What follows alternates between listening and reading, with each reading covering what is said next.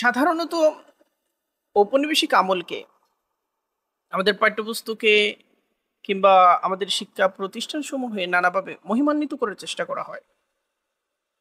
কিন্তু এই ঔপনিবেশ আমলের যে সমস্ত উন্নয়নের গল্প, এই গল্পের আড়ালে কত রক্ত, কত মৃত্যু, কত গণহত্যা এবং কত শোষণ লুণ্ঠন নিহিত রয়েছে, সেগুলো আমাদের দৃষ্টির অগোচরে থেকে যায়। আমরা যদি সুনির্দিষ্টভাবে ভারত উপমহাদেশের কথা ধরি, এখানে ব্রিটিশদের অর্থনৈতিক শোষণ নিয়ে বিভিন্ন গবেষণা হয়েছে। একজন গবেষক হচ্ছেন উষা পটনায়ক, তার একটা বই প্রকাশিত হয়েছে কলম্বিয়া ইউনিভার্সিটি প্রেস থেকে, এবং তার গবেষণাকে ভিত্তি করে জেসন হিকেল একটা প্রতিবেদন লিখেছেন আল জাজিরা, যা প্রকাশিত হয়েছিল 2018 সালে। জেসন লিকেন হচ্ছেন লন্ডন বিশ্ববিদ্যালয়ের একাডেমি এবং রয়্যাল সোসাইটি অফ আর্টসের ফেলো। তিনি তার প্রতিবেদনে দেখাচ্ছেন যে 200 বছরের শাসন আমল জুড়ে ব্রিটিশরা নিজেদের সুবিধা এবং নিজেদের শোষণের আকাঙ্ক্ষা থেকে ভারত উপমহাদেশের অর্থনীতিকে পরিচালিত করেছে। জনগণের কল্যাণ, জনগণের স্বার্থ, জনগণের প্রয়োজনীয়তা এবং জনগণের সংকট সমূহের প্রতি তাদের বিবেচনা এবং তাদের সুবিচার ছিল না। 1765 থেকে নিয়ে 1938 সালের সময়কালে তারা এখান থেকে লুণ্ঠন করেছে 45 ট্রিলিয়ন ডলারের চেয়ে বেশি। ভারত থেকে লুণ্ঠন করে তারা ব্রিটেনে নিয়ে গেছে 45 ট্রিলিয়ন ডলার, মানে 3780 লক্ষ কোটি টাকা, যা বর্তমানে ব্রিটেনের জিডিপির চেয়ে 17 গুণ বেশি। বাংলাদেশে 2018 সালে যে বাজেট ছিল, এই বাজেটের তুলনায় 814 গুণ বেশি লুণ্ঠন করেছে তারা। এবং জনগণের সাথে তাদের আচরণ কেমন ছিল? জনগণের সাথে তাদের আচরণ ছিল নিষ্ঠুরতা দিয়ে তৈরি, এবং এখানকার জনগণের মৃত্যু, এখানকার জনগণের লাঞ্ছনা, এখানকার জনগণের যাকে বলে দুর্ভিক্ষের কবলে পতিত হওয়া, এগুলো তাদেরকে বিচলিত করে নাই, এবং এটা তাদেরকে ভাবায় নাই যে ভাবনার মধ্য দিয়ে তারা জনবান্ধব কোনো কর্মসূচি হাতে নেবে, কোনো প্রক্রিয়া এবং প্রকল্প হাতে নেবে। ওয়ার্ল্ড ডেভেলপমেন্ট জার্নালে প্রকাশিত একটা নিবন্ধে আমরা পাই যে সেখানে ব্রিটিশ আমলের ভারত উপমহাদেশে আদমশুমারির ডেটাকে কাজে লাগিয়ে ভারতীয় জনতার সাথে ইংরেজদের সম্পর্কটা কেমন ছিল, শাসনতান্ত্রিক সম্পর্কটা কেমন ছিল, সেটা চিহ্নিত করার চেষ্টা করা হয়েছে। গবেষণায় দেখানো হয়েছে যে মূলত এখানকার স্থানীয় জনগণের সাথে ইংরেজদের সম্পর্ক ছিল অবহেলা, অদূরদর্শিতা এবং তাদের প্রয়োজনীয়তা প্রতি উপেক্ষামূলক। এরকম একটা সম্পর্কের ফলে, এরকম অর্থনৈতিক ব্যবস্থার ফলে, এরকম রাজনৈতিক ব্যবস্থার ফলে এখানে মানুষের জীবনের মূল্য কমে এসেছিল স্থানীয়দের। 1880-র দশক থেকেই ভারত উপমহাদেশে মৃত্যুহারের বিস্তারিত ডেটা পাওয়া যায়। এই ডেটাগুলোকে কাজে লাগিয়েই গবেষণা হয়েছে। সেই গবেষণার ফলাফল অনুযায়ী 1891 সাল থেকে নিয়ে 1920, এই যে 4 দশক, এই 4 দশকে ভারতে স্বাভাবিকের চেয়ে অতিরিক্ত মানুষ মৃত্যুবরণ করেছে 50 মিলিয়ন, মানে কি 5 কোটি মানুষ মারা গেছে, স্বাভাবিকের চেয়ে অতিরিক্ত মানুষ মারা গেছে। এখানে অনেকগুলো দুর্ভিক্ষ হয়েছে। 1765 সালে ইস্ট ইন্ডিয়া কোম্পানি মুঘল সম্রাট থেকে দেওয়ানি লাভ করেছিল এবং বাংলাদেশে রাজস্ব ক্ষমতা গ্রহণ করেছিল। তারপর কি হলো? তারপরে এখানকার মুসলমানদের সাথে, কৃষকদের সাথে যে নির্যাতনের ধারাবাহিকতা শুরু হলো এবং ভয়াবহতম অধ্যায়ের শুরু হলো, এর প্রতিফল আমরা অচিরেই লক্ষ্য করলাম। এখানে ভয়াবহ দুর্ভিক্ষ হলো,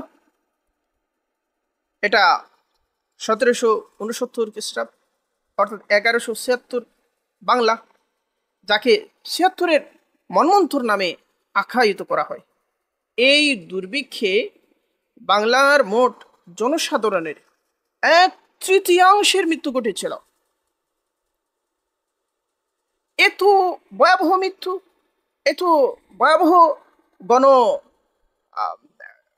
বিনাশ সত্ত্বেও ব্রিটিশরা শোষণের নীতি থেকে এক কদমও সরে আসে নাই, বরং অর্থনৈতিক শোষণ এবং জনগণের উপর তাদের নিষ্ঠুরতাকে আরো বাড়িয়ে ফেলেছে। দুর্ভিক্ষের আগে 1768 খ্রিস্টাব্দে বাংলার রাজস্ব যে পর্যায়ে ছিল, দুর্ভিক্ষের পরে এই রাজস্বের মাত্রাটা আরো বাড়ানো হলো, যার ফলে জনগণের অর্থনৈতিক মেরুদণ্ড ভেঙে গিয়েছিল। জনগণের যে এখানকার অর্থনৈতিক যে ভারসাম্য এবং স্থিতি ধারাবাহিকতা এবং জনগণের জীবনযাপনের যে নির্ভরতা, নিশ্চয়তার ক্ষেত্রসমূহ সমস্ত কিছু বিধ্বস্ত হয়ে গিয়েছিল, এবং যার অসহায় শিকার হয়েছিল এখানকার মুসলিম জনগোষ্ঠী। আমরা জানি ব্রিটিশ আমল আমাদেরকে অনেকগুলো দুর্ভিক্ষ উপহার দিয়েছে। তার মধ্যে একটি হলো 1943 সালের ভয়াবহ দুর্ভিক্ষ। 30 লক্ষাধিক মানুষ মারা গিয়েছিল।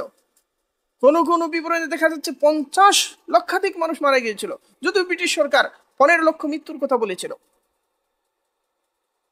এই সব তথ্য ভারত উপমহাদেশে যেমন রয়েছে, যেখানে ফরাসিরা উপনিবেশ স্থাপন করেছে, যেখানে ডেনিসরা উপনিবেশ স্থাপন করেছে, যেখানে ইতালিয়ানরা উপনিবেশ স্থাপন করেছে, যেখানে পর্তুগিজরা উপনিবেশ স্থাপন করেছে, সেই সব জায়গা যেখানে তারা গিয়েছে মৃত্যু নিয়ে গেছে, যেখানে তারা গিয়েছে গণহত্যা, গণনিধন, দুর্ভিক্ষ, গণমৃত্যু, অর্থনৈতিক শোষণ, লুণ্ঠন, এগুলোর বিশাল বিশাল দাস্তান তারা তৈরি করেছে, ধারাবাহিকতা তৈরি করেছে।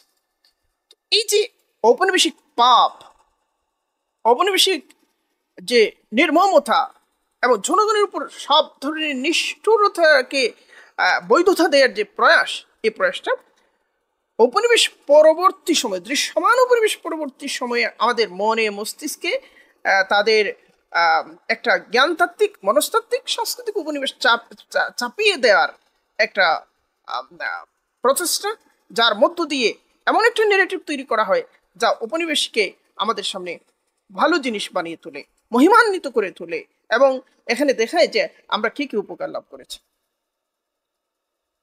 পশ্চিমা সভ্যতার তথা আধুনিকতার যে সমস্ত সমস্যা, সংকট, যার অভিশাপ সারা পৃথিবীর মানুষকে নানাভাবে ভোগ করতে হচ্ছে, এর মধ্যে আরেকটা দিক হলো যাকে বলে জীবন বোধ, দর্শন তথা জীবন দৃষ্টির প্রান্তিকতা, এবং যাকে বলে কোন একজন সুফি এটাকে বলবেন অন্তঃসার শূন্যতা। আধুনিক দর্শনকে যদি আমরা বোঝার চেষ্টা করি, কয়েকটি মতবাদ এর মর্মমূলিক কাজ করেছে। একটা হলো যুক্তিবাদ। যুক্তিবাদী যে দর্শন, এটা মূলত প্রতিষ্ঠিত হয়েছে ক্রিস্টিয়ান ওলফ, রনে দেকার্ত, বারুক স্পিনোজা, এরপরে লাইবনিজ, তাদের দার্শনিকতার ফলশ্রুতিতে যুক্তিবাদের একটা আধুনিক চেহারা তৈরি হয়েছে। আরেকটা হলো অভিজ্ঞতাবাদ, এবং সেখানে আমরা জন লকের দর্শন পাই, জর্জ বাকলে রয়েছেন, ডেভিড হিউম রয়েছেন, বেকন দুইজন বেকন, প্রধান বেকন, একজন হলেন রজার বেকন, একজন হলেন ফ্রান্সিস বেকন, তাদের দর্শনগুলো রয়েছে। এরপরে আরেকটা হলো রাজনৈতিক দর্শন। রাজনৈতিক দর্শনের নানা রূপ, নানা প্রস্তাবনা, নানা ধরনের বৈচিত্র্য এবং বিতর্ক সমূহ রয়েছে। যুক্তরাজ্যে Thomas Hobbes, John Locke, John Stuart Mill, Bentham, James Mill, ফ্রান্সে মন্টেস্কু, রুশু, ভলতেয়ার, ইতালিতে বেকারিয়া, বিখু, মজ্জিনি, জার্মানিতে কার্ল মার্কস, এঙ্গেলস। তাদের দর্শনের মধ্যে রাজনৈতিক চিন্তাধারা, রাজনৈতিক প্রস্তাবনা, রাজনৈতিক দৃষ্টিভঙ্গি, সমাজতাত্ত্বিক দৃষ্টিভঙ্গি এগুলো উঠে এসেছে। আবার আরেকটা দার্শনিক দিক হচ্ছে যেটাকে বলে ভাববাদ। ভাববাদ নাম শুনলে মনে হয়েছে যেন একটা আধ্যাত্মিক ব্যাপার এবং বিশ্বাস নির্ভর ব্যাপার, কিন্তু পশ্চিমা ভাববাদ হচ্ছে দর্শনের একটি ধারা যেখানে বলা হয় যে বাস্তবতা এবং আমাদের জ্ঞাত বাস্তবতা, আমাদের জানা বাস্তবতা, এগুলো মূলত মনের সৃষ্টি। আমরা যাকে বাস্তবতা হিসেবে জানি কিংবা যাকে আমরা মনে করি প্রকৃত বাস্তবতা, এগুলো তৈরি করেছে আমাদের মন, অর্থাৎ এগুলো হচ্ছে অবাস্তব। অন্য কথায় এগুলো হচ্ছে অবাস্তব। হয়তো এগুলো এগুলো প্রকৃত নির্মাতা আমরা নিজেরাই, আমাদের মন এগুলো তৈরি করে নেয়, অথবা এগুলো প্রকৃত পক্ষেই অবাস্তব ব্যাপার যেটাকে আমরা বাস্তবতা হিসাবে ধরে নিই। এটা হচ্ছে ভাববাদী দর্শনের সেই মোহনা যেখানে ইমানুয়েল কান্টের দর্শন চলে যায়, ফিক্টের দর্শন চলে যায়, এরপরে উইলহেম জোসেফ সেলিনের দর্শন চলে যায়, হেগেলের দর্শন চলে যায়, শোপেনহাওয়ারের দর্শন চলে যায়, ফ্রান্সিস হারবার্টের দর্শন চলে যায়, জন ফস্টারের দর্শন চলে যায়। তো আরেকটি দর্শন হচ্ছে যাকে বলে অস্তিত্ববাদ। এটা অতিশয় আধুনিক, অতিশয় সমকালীন একটা দার্শনিক এবং সাংস্কৃতিক আন্দোলন। এখানে যে দার্শনিক চিন্তা ভাবনা, এই চিন্তা ভাবনা প্রধানত ব্যক্তিগত এবং দার্শনিক অভিজ্ঞতাটাও ব্যক্তিগত। একজন অস্তিত্ববাদী দার্শনিক, তার চিন্তা ভাবনাটাও ব্যক্তিগত হয় এবং দার্শনিক যে অভিজ্ঞতা, সেই অভিজ্ঞতাটাকেও হতে হবে ব্যক্তিগত। এই দার্শনিক ধারায় নৈতিকতা, বৈজ্ঞানিক চিন্তা চেতনা, মানব অস্তিত্ব ইত্যাদি বিষয় একেবারে যাকে বলে ব্যাখ্যা করার ক্ষেত্রে, উপলব্ধি করা এবং করানোর ক্ষেত্রে এখানে এক ধরনের যাকে বলে সীমাবদ্ধতা অত্যন্ত প্রকট এবং প্রচণ্ড। ফলে অস্তিত্ববাদী দর্শন শেষ পর্যন্ত আমাদের সামগ্রিক বাস্তবতাকে ধারণ করে না এবং বাস্তবতার একটা প্রান্তের মধ্যে পড়ে থাকে। অস্তিত্ববাদী দার্শনিকদের মধ্যে রয়েছেন Soren Kierkegaard, Friedrich Nietzsche, Jean Paul Sartre, Simone de Beauvoir, এরপরে Karl Jaspers, Gabriel Marcel, Martin Heidegger. সুন্দর সুন্দর পরিভাষা, সুন্দর সুন্দর কথা এবং তত্ত্বের চমক, এগুলো আমাদের সামনে হাজির করে পশ্চিমা দর্শন এবং মনে হয় যে চিন্তার মধ্যে একটা বৈপ্লবিক পরিবর্তনই করছে এবং সেখানে জিজ্ঞাসা রয়েছে, নতুন অভিব্যক্তি রয়েছে, নতুন নতুন অভিভূতি রয়েছে, নতুন দৃষ্টি এবং দৃষ্টিকোণ রয়েছে, জগৎকে দেখার, জীবনকে বোঝার, নিজেকে উপলব্ধি করার নানা ধরনের কথা, প্রক্রিয়া, পদ্ধতি, অনুশীলন এবং যাচাই এবং পরীক্ষা নিরীক্ষা সমস্ত কিছুরই সমাহার সেখানের মধ্যে রয়েছে। কিন্তু পশ্চিমা দর্শন জীবনকে সত্যিকার রূপ ছাড়া আর সমস্ত রূপে প্রত্যক্ষ করেছে। সেখানে মানুষকে পূর্ণাঙ্গ রূপ, আমরা সত্যিকার রূপ বলতে পূর্ণাঙ্গ রূপের কথা বলছি, জীবনকে তার পূর্ণাঙ্গ অবয়ব ছাড়া অন্য সকল অবয়বে সে প্রত্যক্ষ করেছে। পশ্চিমা দর্শনের একটা শাখা হচ্ছে রূপতত্ত্ব, যেখানে অভিজ্ঞতার মাধ্যমে লব্ধ বিষয় নিয়ে আলোচনা করা হয়। রূপতাত্ত্বিক দার্শনিকদের মধ্যে হার্সেল রয়েছেন, হাইডেগার রয়েছেন, মরিস মেরলো রয়েছেন, ম্যাক্স শেলা রয়েছেন। আরেকটা হলো দরকারবাদ, যেটা প্রয়োগবাদ। এটা পশ্চিমা প্রাচীন দর্শন, আধুনিকতার একেবারে সূচনা লগ্ন থেকে পশ্চিমা মন প্রয়োগবাদের হাত ধরে হেঁটে হেঁটে এ পর্যন্ত এসেছে।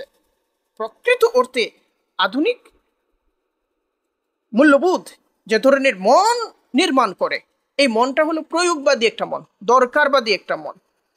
এই দার্শনিক ঐতিহ্য এবং অনুশীলন, সেটা দুইটা জিনিসকেই একসাথে অবলম্বন করে। একটা হলো তত্ত্ব, আরেকটা হলো অনুশীলন। অনুশীলনের মধ্য দিয়ে তত্ত্ব নির্মাণ করা হয়, অনুশীলনের মধ্য দিয়ে অভিজ্ঞতার ভেতর দিয়ে তত্ত্ব নির্মাণ করা হয়, এবং প্রায়োগিকতার ভেতর থেকে সত্য অনুসন্ধানের চেষ্টা করা হয়। এই ধরনের দার্শনিক যারা রয়েছেন, সেখানে মধ্যে চার্লস স্যান্ডার্স রয়েছেন, উইলিয়াম জেমস রয়েছেন, জন ডুই রয়েছেন, রিচার্ড রটি রয়েছেন, আরো অনেক দার্শনিক রয়েছে। আরেকটা হলো প্রকৃতি বিজ্ঞানের উপর শ্রদ্ধা রেখে স্বচ্ছতা এবং যুক্তির উপরে গড়ে ওঠা দর্শন, যেখানে সাধারণত যুক্তিবিদ্যা এবং ভাষা বিশ্লেষণের মাধ্যমে বিশ্লেষণী দার্শনিক প্রক্রিয়া অবলম্বন করা হয়, এর চর্চা করা হয়। তো এই যে দার্শনিক ধারাগুলো, এবং বার্ট্রান্ড রাসেল এই ধারার অন্যতম একজন দার্শনিক, মরিস শ্লিক অন্যতম একজন দার্শনিক, বিটগেনস্টাইন অন্যতম একজন দার্শনিক, গটলিব ফ্রেগে অন্যতম একজন দার্শনিক, এই ধারার বিশ্লেষণী দর্শন। তো পশ্চিমা দর্শন পরস্পরের সাথে পরস্পর দ্বন্দ্বমুখর একটা সম্পর্ক, ঘৃণামুখর একটা সম্পর্ক, এবং বিতর্কমুখর একটা সম্পর্ক, যা পূর্ববর্তী চিন্তাকে প্রত্যাখ্যানের মধ্য দিয়ে নতুন পথে অগ্রসর হতে চায়। তার সত্যের কোনো একটা সুনির্দিষ্ট কেন্দ্র নেই, তার সত্যের একটা সুনির্দিষ্ট ভিত্তি নেই, সত্যের সুনির্দিষ্ট একটা জায়গা নেই। পশ্চিমা দর্শন সুনির্দিষ্ট সত্যটাকে আমাদেরকে জানাচ্ছে না, তার কাছে সত্যটাই অনির্দিষ্ট, এমনকি সত্য বলতে কিছু নেই এমন বক্তব্য তার সামনে আসতেছে। সে আত্মাকে অস্বীকার করছে, সে মানব মনকে অস্বীকার করছে, সে কোথাও অস্বীকার করছে আমাদের ঈশ্বরের সাথে মানুষের সম্পর্কের সূত্রকে, ঈশ্বরকেই অস্বীকার করে বসছে। স্বীকার করলেও মনে করছে যে ঈশ্বর আসলে মানুষকে তৈরি করে না, মানুষ নিজেই ঈশ্বরকে তৈরি করেছে, মানুষ নিজের প্রয়োজনে ঈশ্বরকে তৈরি করেছে। এটা বিবর্তনিক ধারাবাহিকতায় একটা পর্যায়ে যখন মানুষের কাছে এই বিশ্ব এবং সৃষ্টি জগতের কার্যকারণ ব্যাখ্যা করার অন্য কোনো যৌক্তিক উপায় ছিল না, তখন সে একজন ঈশ্বরের কথা কল্পনা করেছে এবং তাকে বিশ্ব সৃষ্টির কৃতিত্ব দিয়েছে, এর মধ্য দিয়ে সে ঈশ্বরকে তৈরি করেছে। কখনো সে বলছে যে সত্যটা কি, আমাদের কাম্যটা কি, আমরা কাকে কামনা করছি? কেউ বলছেন অভিজ্ঞতাকে কামনা করছি, অভিজ্ঞতার মধ্য দিয়ে যেটা ভালো সেই ভালোটাই সবার জন্য ভালো। কিন্তু আপনার অভিজ্ঞতা আর আরেকজনের অভিজ্ঞতা তো কখনো এক হতে পারে না। আপনার জন্য যেটা ভালো আরেকজনের জন্য সেটা ভালো নাও তো হতে পারে। পশ্চিমা সভ্যতা জানে না, পশ্চিমা দর্শন জানে না সর্বজনীন ভালোকে, পশ্চিমা দর্শন জানে না সর্বজনীন সত্যকে, পশ্চিমা দর্শন জানে না জীবনের উৎসকে, পশ্চিমা দর্শন জানে না জীবনের পরিণতিকে, পশ্চিমা দর্শন জানে না যে কল্যাণের সামগ্রিক রূপরেখাটা কি এবং কোন কল্যাণকে জীবনের জন্য প্রস্তাবনা করা যায়। কোথাও একটা প্রস্তাবনা আসছে, আরেকটা নতুন প্রস্তাবনার মধ্য দিয়ে তাকে প্রত্যাখ্যান করা হচ্ছে। এবং এই যে তর্কপ্রিয়তা, গোটা ব্যাপারটা একটা সফিস্ট পরিক্রমার মধ্য দিয়ে আবর্তিত হচ্ছে। এটা যেন চিন্তার জন্য চিন্তা করা হচ্ছে, এটা যেন চিন্তার একটা বিলাস, এটা যেন এমন একটা পরিক্রমা যা অনিঃশেষ, যা অতীতের অভিজ্ঞতাগুলোকে প্রশ্ন করার মধ্য দিয়ে অগ্রসর হতে চায়, যা কোনো একটা জায়গায় স্থির হতে চায় না, যা কোনো একটা সিদ্ধান্ত এবং মোহনায় গিয়ে উপনীত হতে পারে না, এরকম একটা দার্শনিক পরিক্রমা। এটা হচ্ছে, আমি এ কারণে বলছিলাম যে একজন সুফি যখন এই দর্শনের গোটা পরিক্রমাটাকে অবলোকন করেন এবং তিনি যখন পর্যবেক্ষণ করেন, তখন তার কাছে মনে হবে অনেক কিছুই সুন্দর, অনেক কিছুই চাকচিক্যময়, অনেক কিছুই উপাদেয়, অনেক কিছুই আকর্ষণীয়, অনেক কিছুই যেন মনে হয় আলোকিত করছে, কিন্তু ভেতরটা অন্তঃসারশূন্য। বস্তুত বেথর বলতে কোনো কিছু খুঁজে পাওয়া যাচ্ছে না। এমনকি মানুষের বিশ্বাসের স্থিতিকে ধ্বংস করে দিচ্ছে।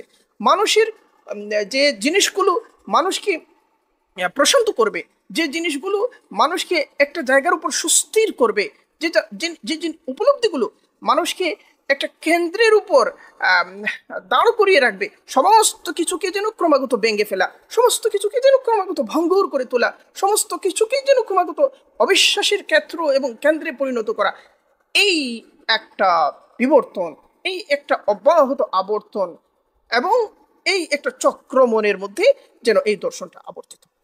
এখান থেকে কমিউনিজম, সমাজতন্ত্র, পুঁজিবাদ, প্রত্যক্ষবাদ, ফসিবাদ, নাৎসিবাদ, ইহুদিবাদ, এমনকি আরব জাতীয়তাবাদ, ইত্যাদি শ্রদ্ধা বরণে এই দর্শন আমাদের সামনে আবির্ভূত হয়েছে। এবং এই মতাদর্শ সমূহ আহ, আহ, পরস্পরের সাথে সম্পর্কের জায়গায়ও যথাযথ নয়, এবং অন্য মানুষের সাথে তার সম্পর্কগুলো সেটাও কোনো আদর্শ কাঠামো এবং রূপরেখার উপর কখনো প্রতিষ্ঠিত হয় না।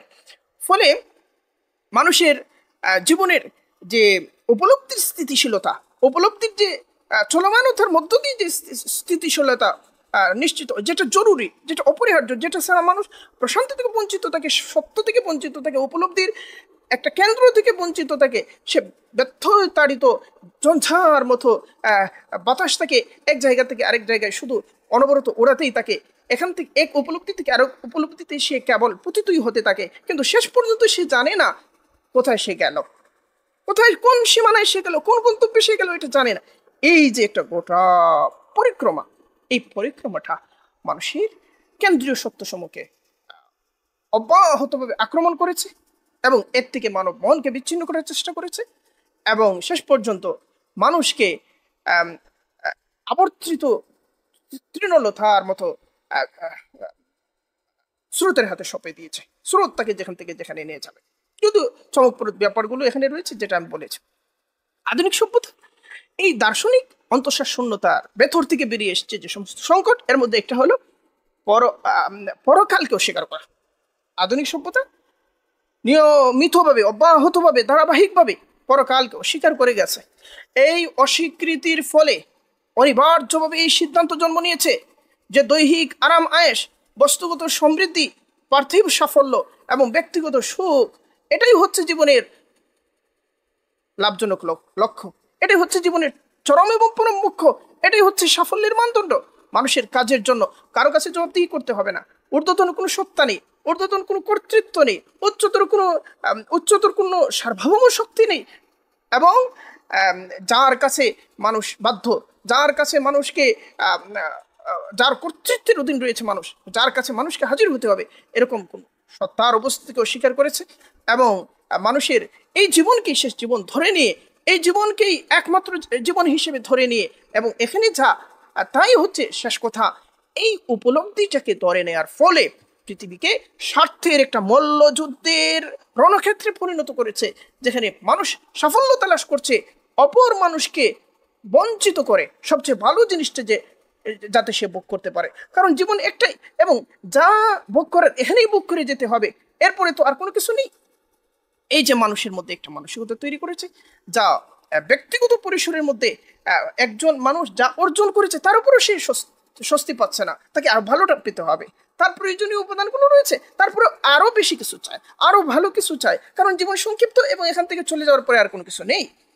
এবং সেটা পাওয়ার জন্য বৈধ উপায়, অবৈধ উপায়ের কোনো সর্বজনীন কাঠামো, কোনো সর্বজনীন রূপরেখা, কোনো সর্বজনীন অবস্থান পশ্চিমা দর্শন আমাদের সামনে এমনভাবে তৈরি করে না, যা জাতি, বর্ণ, ধর্ম নির্বিশেষে মানুষ, প্রত্যেক জনগোষ্ঠী নিজ নিজ অবস্থান থেকে যাকে অনুসরণ করতে পারে, অনুশীলন করতে পারে, এবং যার মধ্য দিয়ে অন্যের স্বার্থ ক্ষুণ্ণ না করেও নিজের স্বার্থটাকে সুরক্ষিত করা যায়। এজন্য যে আইনের কথা বলা হচ্ছে, এজন্য যে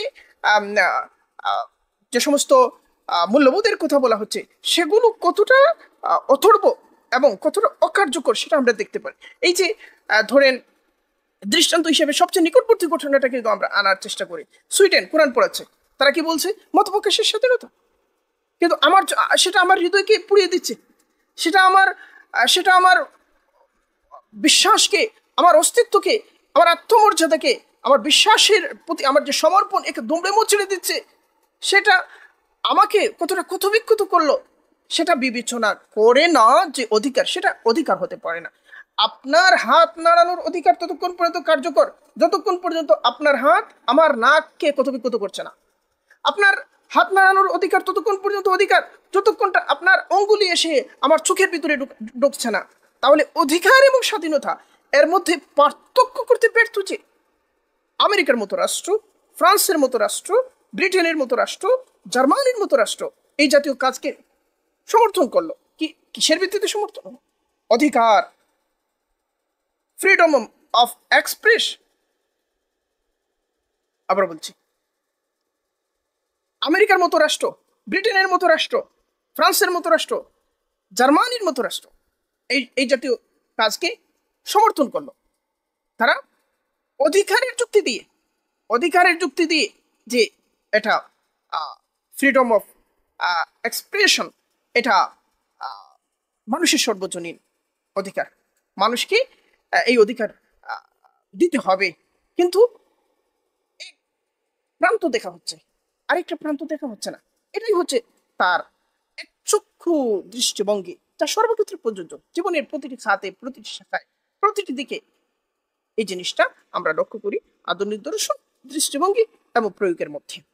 এইসব পশ্চিমা দর্শন সমবেতভাবে যে কাজটা করেছে, অতীন্দ্রিয় মূল্যবোধকে অস্বীকার করেছে, কল্যাণ, সাফল্য, সত্য নির্ণয়ের কোনো চূড়ান্ত মাপকাঠি থেকে তারা বঞ্চিত, সততাকে আপেক্ষিক করে তুলেছে, নৈতিক মূল্যবোধকে আপেক্ষিক করে তুলেছে। এগুলোকে সময়ের বিচারে, স্থানের বিচারে, অবস্থার পরিপ্রেক্ষিতে এগুলোকে বিভিন্নভাবে বিশ্লেষণ করেছে, বিভিন্নভাবে অবস্থার হাতে তুলে দিয়েছে, সময়ের হাতে তুলে দিয়েছে, কালের হাতে তুলে দিয়েছে। ওহীভিত্তিক জীবন ব্যবস্থার আবেদনকে, অবদানকে এবং প্রয়োজনীয়তাকে তারা সব সময় উপেক্ষা করেছে। এটা তাদের কাছে একটা গতিহীন সমাজ ব্যবস্থা, গতিহীন চিন্তা, এটা অসার একটা চিন্তা, অসার একটা চিন্তা। তারা সবসময় চেয়েছে পরিবর্তন, পরিবর্তন একটা গুণ, পরিবর্তন একটা কাঙ্ক্ষিত বিষয়, পরিবর্তন একটা প্রত্যাশা। এই পরিবর্তনটা যত তাড়াতাড়ি আনা যায়, যত তাড়াতাড়ি নিশ্চিত করা যায়, যত দ্রুততার সাথে সেটা যে কোনো উপায়ে সম্পন্ন করা যায়, ততই যেন ভালো।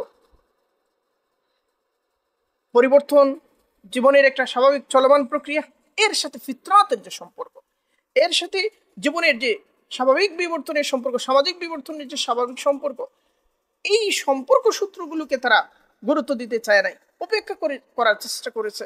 এবং আধুনিকতাবাদের চূড়ান্ত গুণ হচ্ছে, চূড়ান্ত ফলাফল হচ্ছে যে জীবনকে একটা প্রদর্শনীর বিষয় করে তোলা, একটা প্রদর্শনীর বিষয় করে তুলেছে। ফলে আজ দেখেছে যে মহিলাদের পোশাকের ক্ষেত্রে সর্বশেষ ফ্যাশনটা, সর্বশেষ মডেলের গাড়িটা, নাচের সর্বাধুনিক মুদ্রাটা, এগুলো হচ্ছে মানুষের পরম প্রত্যাশার বিষয়, মানুষের পরম কামনার বিষয়, মানুষের পরম আকাঙ্ক্ষার বিষয়। এজন্য সে সাধনা করছে, এজন্য সে নিজেকে যোগ্য করে তোলার জন্য নানা মাত্রায় প্রয়াস এবং চেষ্টা করছে। সবচেয়ে সবচেয়ে লেটেস্ট মডেলের ফ্রিজটা আমার থাকতে হবে, যদিও আরেকটা ফ্রিজ রয়েছে, যদিও আরও দুইটা রয়েছে, কিন্তু আমাকে প্রতিটি পরিবর্তনের সাথে আমাকে খাপ খাইয়ে নিতে হবে। এবং এই পরিবর্তনটা দরকারি হোক বা না দরকারি হোক, জীবনকে এমন একটা প্রতিযোগিতার মধ্যে ফেলে দিয়েছে, যে প্রতিযোগিতার মানুষের জন্য জরুরি না, যে প্রতিযোগিতা জীবনের জন্য জরুরি না, যে প্রতিযোগিতা তার সাফল্যকে নিশ্চিত করার কোনো প্রতিশ্রুতিও দিচ্ছে না। একটা উদ্ভট একটা আকাঙ্ক্ষার পেছনে, উদ্ভট একটা উঠের পেছনে চড়ে, উদ্ভট একটা আলেয়ার লক্ষ্যে আধুনিক মানুষকে দৌড়াতে হচ্ছে। এটা আধুনিক দর্শন, আধুনিক চিন্তা, আধুনিক জীবন ব্যবস্থার মূলীভূত মূল্যবোধ সমূহের মধ্যে যে অসারতা, তার দর্শনের মধ্যে যে অন্তঃসার শূন্যতা, সেই অন্তঃসার শূন্যতা মানুষকে এই পরিস্থিতির দিকে ঠেলে দিয়েছে, এই পরিস্থিতিকে মানুষের উপর চাপিয়ে দিয়েছে, যা মানুষের বৃহত্তমতা এবং মহত্তমতার জন্য একটা অপমান, একটা অবমাননা। মানুষের কেন্দ্রীয় যে যাকে বলে বৃদ্ধি, সেই বৃদ্ধিটাকে পর্যন্ত তারা ধসিয়ে দিয়েছে, নাড়িয়ে দিয়েছে। এবং এক কথায় ঐশী নির্দেশনা সমূহকে প্রত্যাখ্যানের যে ভাষা, যে অভিব্যক্তি তারা প্রকাশ করেছে, প্রদর্শন করেছে, এটা ছিল এক ধরনের অধ্যত্ত। ফলে এই দর্শনের বিকার থেকে, এই দর্শনের যাকে বলে একচক্ষু দৃষ্টিকোণ এবং বিশ্লেষণ থেকে, এবং এর ফলে জন্ম নেওয়া ক্ষতিসমূহ থেকে মানুষের সভ্যতাকে, মানব মনকে, মানব মস্তিষ্ককে, চিন্তাকে এবং জীবন যাপনের মুদ্রা এবং মাত্রা সমূহকে যদি মুক্তি দিতে চায়, সুরক্ষা দিতে চায়, তাহলে আমাদেরকে তাদের বেঁধে দেয়া সীমানাটাকে, তাদের বেঁধে দেয়া শর্তগুলোকে, তাদের বেঁধে দেয়া যে সংজ্ঞাগুলোকে, এগুলোকে অতিক্রম করতে হবে। আপনাকে কান্ট্রির দেয়া বিধি মেনেই দর্শন করতে হবে। এই জায়গা থেকে প্রথমে আপনাকে মুক্ত হতে হবে। এটা হলো এক ধরনের হেজিমনি তৈরি করা হয়েছে, একচ্ছত্রতা তৈরি করা হয়েছে। এটা এক ধরনের পশ্চিমা দর্শনের ওয়াহদাতুল ওজুদ তৈরি করা হচ্ছে, যে আপনি যদি চিন্তা করেন তাহলে ওই পদ্ধতি এইভাবেই চিন্তা করেন। এমনকি আপনি যদি বাংলার ভূমি নিয়ে চিন্তা করেন, এখানকার কোনো সাধককে নিয়ে চিন্তা করেন, তাহলে ওই যে ফর্মুলেশন, এর বাইরে আপনি যাবেন না। যদি যান, যদি যেতে চান, যদি প্রচেষ্টা করেন, তাহলে সেটা দর্শন হচ্ছে না, আপনি দর্শন চর্চা করছেন, আপনি অন্য কিছু করছেন। সেটাকে ভিন্ন একটা শিরোনাম দেওয়া হবে। কেন সেটা করতে হবে, কেন সেটা দিতে হবে? হ্যাঁ, কান্ড এরকম দিয়েছেন, হেগেল এরকম চিন্তা করেছেন। ব্যাস, এই যে জায়গাগুলো, এই জায়গাগুলোতে আমাদের ফিরে আসতে হবে। মানব জাতির সভ্যতার যে ইতিহাস, অগ্রগতির ইতিহাস, এই ইতিহাসের আমরা একেবারে চূড়ান্ত কোন স্তরে আছি, এই জায়গা থেকে আমাদেরকে সরতে হবে। প্রথম মানুষ ছিলেন সভ্য, প্রথম মানুষ ছিলেন সভ্য মানুষ, প্রথম মানুষ ছিলেন একজন দার্শনিক, প্রথম মানুষ ছিলেন একজন সংস্কৃতিবিদ, প্রথম মানুষ ছিলেন একজন বিজ্ঞানী। এবং মানব জাতির প্রতিটি স্তর, প্রতিটি পর্যায়, প্রতিটি সভ্যতা, প্রতিটি পদক্ষেপ, প্রতিটি ধাপ, সবগুলোর মধ্যে মানুষের মেধা, মানুষের প্রতিভা, মানুষের সৃষ্টিশীলতা, মানুষের বিকাশের মাত্রাসমূহ, মানুষের অগ্রগতির ধাপ এবং ধরনসমূহ, সেখানের মধ্যে এমন সব জিনিস রয়েছে, এমন সব উপাদান রয়েছে। এই উপাদানগুলো এমন নয়, ডারউইন যেভাবে গল্প করেছেন, এই ডারউইনের গল্পটাই শেষ কথা। এই এই যে জায়গা, এগুলো হচ্ছে সেই সব জিনজির, যে জিনজিরগুলো থেকে আমাদের আমরা এক সময় নিজেদের হাতকে মুক্ত করার জন্য চেষ্টা করেছি জিনজির থেকে, এখন মনকে মুক্ত করতে হবে। এবং সেটা জ্ঞান তত্ত্বের উপর, আমাদের বিদ্যা ব্যবস্থার উপর, আমাদের বিশ্ববিদ্যালয় ব্যবস্থার উপর, আমাদের বিজ্ঞান চিন্তার উপর, সেটার আধিপত্য, সেটা কর্তৃত্ব, সেটা একচ্ছত্রতা প্রতিষ্ঠিত থাকার ফলে যে এই পাঠের পাশাপাশি আরেকটা বিকল্প পাঠও যে দরকার, সেই চিন্তা থেকেও আমরা বঞ্চিত হয়ে আছি। এখান থেকে মুক্ত হতে হবে। পশ্চিমা সভ্যতা তার দার্শনিক সংকট এবং মূল্যবোধের সংকট এবং তার জীবনকে বোঝার চেষ্টায় এক ধরনের প্রান্তিকতার ফলে এমন একটা বৈশিষ্ট্য দ্বারা চিহ্নিত হয়েছে, যেটাকে আমরা 5 নম্বর বৈশিষ্ট্য হিসেবে উল্লেখ করতে পারি। সেটা হলো মানব পূজা। আমরা যদি রেনেসাঁর কথা বলি, রেনেসাঁর সময় থেকে, মধ্যযুগে গহ্বর থেকে, ইউরোপের মাথা তোলার পর্যায় থেকে শুরু করে, ইউরোপ যত বেশি করে আধুনিক হওয়ার চেষ্টা করেছে, নিজের মতো করে নিজেকে সাজানোর চেষ্টা করেছে, তত বেশি সে মানুষকে পূজা করেছে, মানুষকে শিল্প সাহিত্যের কেন্দ্রীয় বিষয় বানিয়েছে। খুব ভালো কথা, শিল্প সাহিত্যের কেন্দ্রীয় বিষয় মানুষকে প্রথম বানিয়েছে ইসলাম।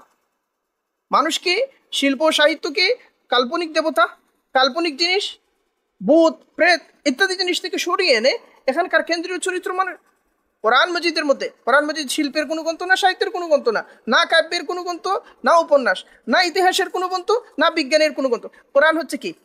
কোরআন হচ্ছে কালামুল্লাহ।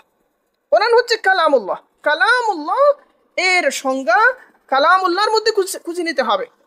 কোরআনকে কেউ বিজ্ঞানের বই বানানোর চেষ্টা করেছেন, ইতিহাসের বই, এগুলো সব ভ্রান্ত প্রচেষ্টা, ফলে এগুলো থেকে বের হওয়া ফলাফলও ভ্রান্ত সবসময়। তো এই কোরআনের মধ্যে আমরা কি পাচ্ছি? আহসানুল কাসাস, আল্লাহ তাআলা বর্ণনা করছেন সর্বপ্রথম ইতিবৃত্ত। কার ইতিবৃত্ত? একজন জীবন্ত মানুষের ইতিবৃত্ত, নর ও নারীর সম্পর্কের ইতিবৃত্ত।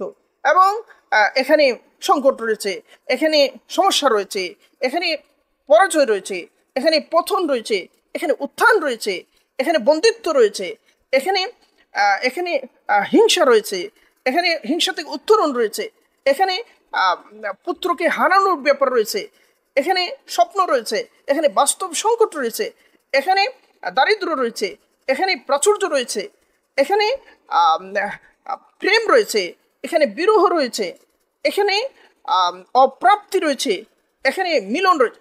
এই যে শিল্প সাহিত্য চিন্তা, মানুষের চিন্তাকে বাস্তব জগতে নিয়ে আসার যে ব্যাপারটা, এখানে ইসলামের এত বেশি দান। ইসলাম পূর্ব সাহিত্য, সারা পৃথিবীর সাহিত্যকে যদি আমরা ইসলাম পূর্ব সাহিত্য, সেখানে মানুষ কখনো কেন্দ্রীয় চরিত্র হয়ে উঠতে পারে নাই। বাস্তব মানুষটা কখনো কেন্দ্রীয় চরিত্র হয়ে উঠতে পারে। হোমার তার কাব্যের মধ্যে বাস্তব মানুষকে কেন্দ্রীয় চরিত্র বানাতে পারেন নাই। কালিদাস তার কাব্যের মধ্যে বাস্তব মানুষকে কেন্দ্রীয় চরিত্র বানাতে পারেন নাই।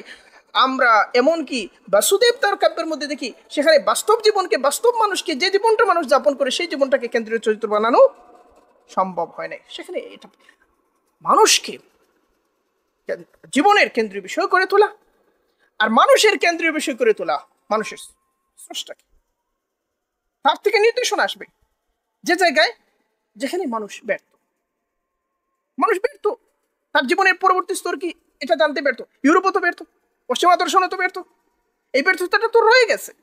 এই জীবনের আগে সে তার অস্তিত্ব কোথায় ছিল কিনা, এই প্রশ্নের সঠিক জবাব এই জায়গায় সে ব্যর্থ। ইউরোপীয় দর্শনে ব্যর্থ, সে কোনো জবাব দিতে পারছে না। ফলে অলিক কাল্পনিক গল্পগুলো মানুষের সামনে হাজির করছে, সেগুলোকে বিজ্ঞান হিসেবে প্রতিষ্ঠিত করার জন্য একটা সর্বমাত্রিক তোড়জোড়, একটা সামষ্টিক এক ধরনের উদ্যম এবং উদ্দীপনা, রাষ্ট্র প্রযোজিত, রাষ্ট্র আয়োজিত এবং গোটা ইউরোপীয় সভ্যতার পক্ষ থেকে পৃষ্ঠপোষকতা প্রাপ্ত একটা প্রচেষ্টা, একটা প্রয়াস, যাকে বিজ্ঞানের মতো মনে হয়, বিজ্ঞানের মতো করে দেখানো হয়। এটা সর্বশেষ সত্য নয়, এবং এটা যে সর্বশেষ সত্য নয়, এটা একের পর এক নানা ঘটনা, নানা বৈজ্ঞানিক নিদর্শন, নানা প্রমাণ, সাক্ষ্য সাবুত, এই জিনিসগুলো অতীত নিদর্শনগুলো থেকে, প্রত্নতাত্ত্বিক নিদর্শনগুলো থেকে, অতীতের প্রাপ্ত বিভিন্ন ধরনের উপাদান সমূহ থেকে সেগুলো বেরিয়ে আসছে। এগুলোকে অবধমিত করে রাখা হয়, এগুলোকে দাফন করে রাখা হয়, এবং একটা নেগেটিভ বিজ্ঞানের ক্ষেত্রে, দর্শনের ক্ষেত্রে, ধর্ম সম্পর্কে দৃষ্টিভঙ্গির ক্ষেত্রে, রাজনীতির ক্ষেত্রে, জীবনকে বোঝাপড়ার ক্ষেত্রে, সমাজকে বোঝাপড়ার ক্ষেত্রে, মানব মনের ক্ষেত্রে, মানব মনস্তত্ত্বের ক্ষেত্রে, সেখানে এক ধরনের হেজিমনি তৈরি করা হয়। ফ্রয়েডের হেজিমনিকে প্রতিষ্ঠিত করার চেষ্টা করে, সেটা নাটকে হচ্ছে, সেটা সিনেমায় হচ্ছে, সেটা উপন্যাসে হচ্ছে, সেটা কাব্যে হচ্ছে, সেটা চিত্র অঙ্কনে হচ্ছে, সেটা সর্বত্র হচ্ছে। এই যে গোটা একটা সর্ববিস্তৃত কর্মধারা, সর্ববিস্তৃত একটা ব্যবস্থাপনা, একটা সিস্টেম, সমস্ত সিস্টেম দিয়ে জিনিসটা করা হচ্ছে। এবং পশ্চিমা সভ্যতার একেবারে কেন্দ্র বৈশিষ্ট্যের একটা হচ্ছে মানব বোঝা। রেনেসাঁর মধ্যে দেখা গেল কি, রেনেসাঁর যে শিল্পীরা, ভ্যান গগের কথা বলেন, রাফায়েলের কথা বলেন, অন্যান্য যে সমস্ত শিল্পী, তারা কি করলেন, মানুষ যে জীবনটা যাপন করে, মানুষ যা কিছু ধারণ করে, যা কিছু লালন করে, যা কিছু পোষণ করে, যা কিছু অবলম্বন করে, এবং যা কিছু সে চর্চা করে, সমস্ত কিছু এমনকি সে নীরবে নিবৃত্তি যা করে, এমনকি লোকদৃষ্টির আড়ালে গিয়ে যা করে, এমনকি রজনীর অন্ধকারে গোপনে যা করে, এখানে মূল্যবোধের ব্যাপার রয়েছে, এখানে শালীনতার ব্যাপার রয়েছে, এখানে লজ্জার ব্যাপার, এই যে চিরায়ত জিনিসগুলো, এগুলোকে এক ধরনের পরিত্যক্ত জিনিসে পরিণত করা হলো। একটা উলঙ্গ মানুষ, একটা কাপড় চোপড় বর্জিত মানুষ, কারণ এই সমস্ত কিছু নিয়ে এসে মানুষ তাকে উপস্থাপন করা, তাকে অবলীল উপস্থাপন, এর মধ্যে শিল্পের মুক্তি, এর মধ্যে নতুন উত্তরণ, এর মধ্যে নতুনত্ব অবগাহন, এর মধ্যে নতুনকে আলিঙ্গন, এর একটা উদ্দীপনা। এটা রোমানদের মধ্যে ছিল। রোমানদের এই ঐতিহ্য ইউরোপীয়রা, পশ্চিমারা রেনেসাঁর মধ্যে এমনভাবে ছাড়িয়ে দিল, যার ফলে এটাকে মনে করা হলো যে আমরা আধুনিক হচ্ছি, আমরা অগ্রসর হচ্ছি, আমরা আগের চেয়ে ভালো কিছু হচ্ছে। বস্তুত এটা না জীবনকে মহিমান্বিত করে, এটা না মানুষকে মহিমান্বিত করে, এটা না জীবনের কোনো উত্তরণ ঘটায়, কোনো একটা অন্ধকার থেকে কোনো একটা আলোর দিকে নিয়ে যায়, এরকম কিছু না। তো মানব পূজা, এর আগে শিল্পের, সাহিত্যের প্রধান অভিব্যক্তিগুলো ছিল বিশ্বাস কেন্দ্রিক, ঈশ্বর কেন্দ্রিক। ইউরোপের কথা বলছি, এটা খারাপ ছিল। এখানে মানব অনুপস্থিত থাকবে, এটা ঠিক না।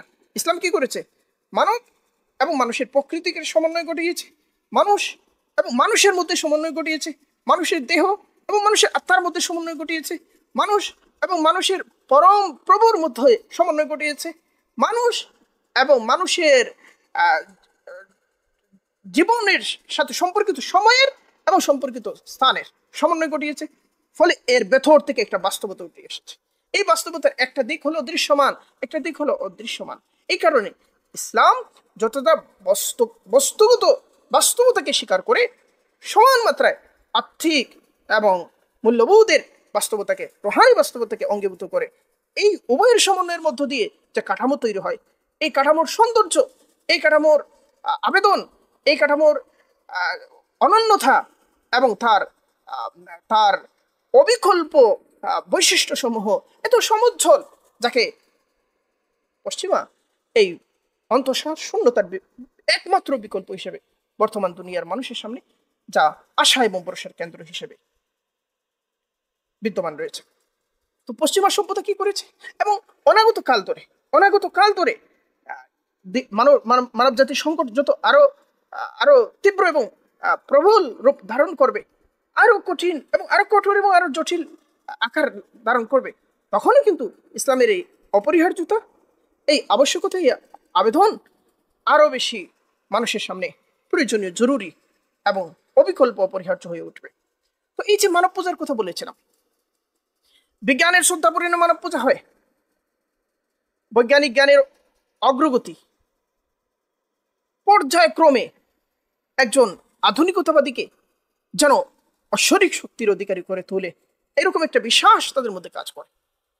মানব পূজার একটি ধরন হচ্ছে জাতীয়তাবাদ। জাতীয়তাবাদের বৈশিষ্ট্য হচ্ছে বিদেশিদের প্রতি ঘৃণা করা, যারা আমার স্বজাতি না তাদের প্রতি ঘৃণা, সংখ্যালঘুদের প্রতি ঘৃণা তৈরি করা, নিজেদের গোষ্ঠীর পূজা করা, নিজেদের দলের পূজা করা, নিজেদের বর্ণের সাথে সমান্তরাল যারা একই বর্ণের মানুষ, একই ভাষার মানুষ, একই ভূগোলের মানুষ, এদেরকে শুধু ভালোবাসা নয়, এই অনুভূতি সমূহকে পূজা করা। নাৎসি জার্মানিতে ইহুদি হত্যা হয়েছে এই জাতীয়তাবাদের ফলশ্রুতিতে, ইসরায়েলে আরব হত্যা হচ্ছে সেটা ওই বর্ণবাদী জাতীয়তা এবং ইহুদি জাতীয়তাবাদের ফলশ্রুতিতে, ভারতে সংখ্যালঘু মুসলিমদের উপর নির্যাতনের স্টিমুলার এবং তাদের গণহত্যার একের পর এক আয়োজন চলমান, সেটা ওই জাতীয়তাবাদের ভিত্তিতে এবং তার ঐতিহাসিক ভাষ্যসমূহ আর্য জাতীয়তাবাদের উপর ভর করে দাঁড়িয়েছে। সাইপ্রাসে তুর্কি হত্যার যে প্রচেষ্টা চলমান, এমনকি ইউরোপের বিভিন্ন রাষ্ট্রের মধ্যে যাকে বলা হয় সাদাদের শ্রেষ্ঠত্ব প্রতিষ্ঠিত করার যে লড়াই, এই লড়াইগুলো তুঙ্গে রয়েছে এবং ইউরোপের দেশে দেশে তারা হয় ক্ষমতার মধ্যে রয়েছে, অথবা ক্ষমতার অংশীদার হয়ে আছে, অথবা তারা বিরোধী দলীয় অবস্থানে রয়েছে।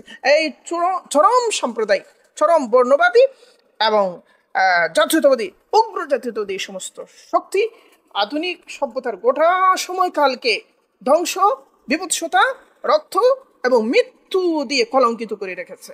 প্রথম বিশ্বযুদ্ধ হয়েছে এই সমস্ত জাতীয়তাবাদী সংঘাতের ফলশ্রুতিতে, সেখানে 90 লক্ষ যোদ্ধা মৃত্যুবরণ করেছে, 1,20,00,000 অযোদ্ধা বেসামরিক নিরীহ মানুষ মৃত্যুবরণ করেছে, প্রায় 1 কোটি সৈন্য এবং 2,10,00,000 সাধারণ মানুষ গুরুতরভাবে আহত হয়েছে। কেবলমাত্র যুক্তরাষ্ট্রের 1,16,516 জন মানুষ গুরুতরভাবে আহত হয়েছে, পঙ্গু হয়েছে, পা হারিয়েছে, হাত হারিয়েছে, চোখ হারিয়েছে এবং যাকে বলে জীবনের জন্য অচল হয়ে গেছে। এইরকম ভয়াবহ সব যুদ্ধ, ভয়াবহ সব অভিশাপ মানুষের জন্য এই ইউরোপীয় জাতীয়তাবাদ থেকে জন্ম নিয়েছে এবং নাৎসিবাদ থেকে জন্ম নিয়েছে। শুধুমাত্র হিটলারকে দায়ী করা যাবে না এখানে বোঝার ঘটনা হলো কি, যে যুদ্ধটা ইউরোপীয় যুদ্ধ, এটাকে তারা কি বলছে? বিশ্বযুদ্ধ। এটা বিশ্বযুদ্ধ ছিল না, এটা ইউরোপীয়রা এই যুদ্ধ করেছে। এবং দ্বিতীয় বিশ্বযুদ্ধ 1939 থেকে নিয়ে 1945, এই সময়ে এই 6 বছরের মধ্যে 8 কোটি মানুষ মারা গিয়েছে প্রায় মানব জাতির ইতিহাসে। এত বড় বড় বিপর্যয় আর কোনো সভ্যতা তৈরি করে নাই, এত বড় বড় বিপর্যয়ের জন্য আর কোনো সভ্যতা দেয় না। এর দায় ইউরোপীয়দের। ইউরোপীয় সভ্যতার সমালোচনা যখন আমরা করছি, তখন তাদের আরেকটা বৈশিষ্ট্যকে আমরা উপেক্ষা করতে পারি না, সেটা হলো পারিবারিক বন্ধনকে শিথিল করে তোলা, পরিবার ভাঙ্গার সভ্যতা এবং মানুষের মধ্যকার আন্তঃসম্পর্ককে, মানুষের কৌমবোধকে, মানুষের পারিবারিক বোধকে, মানুষের খানদানি সম্পর্ক সমূহকে একদিকে তারা জাতীয়তাবাদ তৈরি করছে, আরেকদিকে মানুষের ভিত্তিসমূহকে ধ্বংস করে, সভ্যতার ভিত্তিসমূহকে ধ্বংস করে। সভ্যতার প্রথম ভিত্তি হচ্ছে পরিবার। পরিবার হচ্ছে মানুষের প্রথম রাজনৈতিক পদক্ষেপ। মানুষ রাজনৈতিক হওয়ার পথে প্রথম যে রাষ্ট্র গঠন করলো, এই রাষ্ট্রের নাম হচ্ছে পরিবার। পরিবার হচ্ছে ক্ষুদ্র রাষ্ট্র, আর রাষ্ট্র হচ্ছে বৃহত্তর পরিবার। এই পরিবারকে ধ্বংস করে দেওয়া হয়েছে। পরিবার হচ্ছে সভ্যতা গঠনের মাতৃভূমি। পরিবার হচ্ছে সভ্যতা গঠনের সাংস্কৃতিক বিকাশের এবং মানুষের বৃহত্তর অগ্রগতির পথে পরিবার হচ্ছে একেবারে শেকড়। এই শেকড়টাকে তারা বিচ্ছিন্ন করে দিয়েছে। এমনকি যে কার্ল মার্কস, আধুনিক ইউরোপের সর্বশ্রেষ্ঠ দার্শনিক হিসেবে যাকে বিবেচনা করা যায়, তার কমিউনিস্ট ঘোষণাপত্র প্রকাশিত হয়েছিল 1848 খ্রিস্টাব্দে। পারিবারিক জীবনকে পুরোপুরি শেষ করে দেওয়ার ওকালতি করেছেন। পশ্চিমারা পরিবারের বিরুদ্ধে যে সমস্ত হাতিয়ারকে কাজে লাগিয়েছে, এর মধ্যে একটা হলো শিল্পায়ন। শিল্পায়ন তো দরকার, কিন্তু শিল্পায়নকে এমনভাবে তারা হাজির করেছে, এমনভাবে বাস্তবায়নের চেষ্টা করেছে, এমনভাবে অন্যদের উপর চাপিয়ে দিয়েছে, যার ফলে পারিবারিক ব্যবস্থা প্রচন্ড মাত্রায় চ্যালেঞ্জের সম্মুখীন হয়েছে। শহর কেন্দ্রিক জীবন পারিবারিক ব্যবস্থাকে চ্যালেঞ্জের মুখে ফেলেছে। আরেকটা হলো নারী মুক্তির তথাকথিত আন্দোলন এবং আওয়াজ। এই যে তিনটি ব্যাপার একই সাথে চলতে পারে। পরিবার রক্ষা, শিল্পায়ন একই সাথে চলতে পারে, শহর কেন্দ্রিক জীবন, পরিবার রক্ষা একই সাথে চলতে পারে, এবং নারীর অধিকার এবং মুক্তি নিশ্চিত করা, পরিবার বজায় রেখে একই সাথে চলতে পারে। ইসলাম এরই ব্যবস্থা করেছে। আধুনিক শিল্পায়ন ব্যবস্থা উচ্চ বেতন এবং অন্যান্য সুবিধার প্রলোভন দেখিয়েছে। বিপুল সংখ্যক সুস্থ সবল মানুষকে পরিবার এবং গ্রামের সুসংহত বন্ধন থেকে টেনে নিয়েছে, শহরের অজ্ঞাত পরিবেশে তাদেরকে ফেলে দিয়েছে। অচেনা পরিবেশে, অচেনা যুদ্ধের মধ্যে, অচেনা চ্যালেঞ্জের মধ্যে তাদেরকে নিক্ষেপ করেছে। বহু পরিবার ভেঙে দিয়েছে।